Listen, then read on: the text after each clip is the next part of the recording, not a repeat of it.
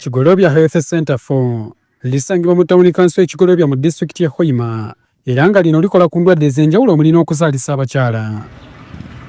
Wabula tukitegedde ng'abalwadde ku ddwaliro lino bwe baludde nga balina okusoomozebwa olw'eddwaliro lino obutaba na musaayi gumala. Obume buli yaitu ne bulwa ameesagama abaana baitu ate omwana bwakuba alwaire akabana yeetagisa mu musaayi kaitu enkakigolobya ninga baleesera omusaayi haiha obumezi bw'omwana okusanga babutangiire bwangu.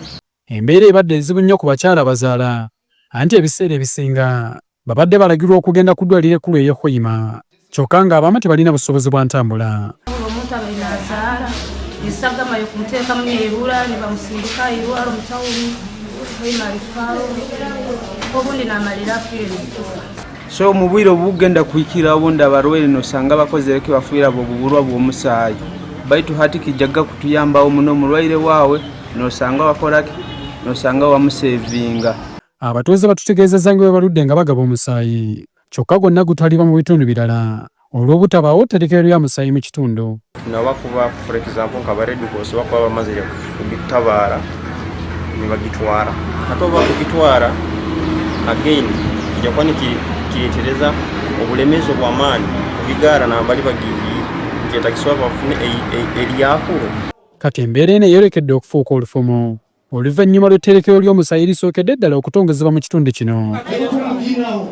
Lino lyawemmensa obuwumbi 680 nga lisangibwa ku kyalo kisinga mu Hoima West State Division. Medical equipment plus the 2 vehicles you see there, those vehicles we procured them for the blood bank, cost us 3 billion Uganda shillings, giving us a total of 6.89. The new regional blood bank will improve the timely availability of safe blood and blood products for improved health care, including improved maternal health and reduced child mortality, accident victims, sickle cell patients, cancer patients, and even other surgical and medical needs. Ssaabaminisita Robina Nabbanja yatongozza etterekero lino erigenda okuweereza disitulikiti eziri mu kitundu kya Bunyoro. In line with Vision 2040 and the National Development Plan 4, our health sector is focused on building a productive population that can drive socio-economic transformation. Every step, including commissioning this facility, reflects that broader national goal. Minisita w'ebyobulamu Jenruth Achenge ne munno wa gavumenti ez'ebitundu Rafael Magezi bakunze abantu okwettanira okuwaayo omusaayi. Donate blood whenever you can, except if you are pregnant, and that is only for the women, and for the men except if you are above 50 or below 18.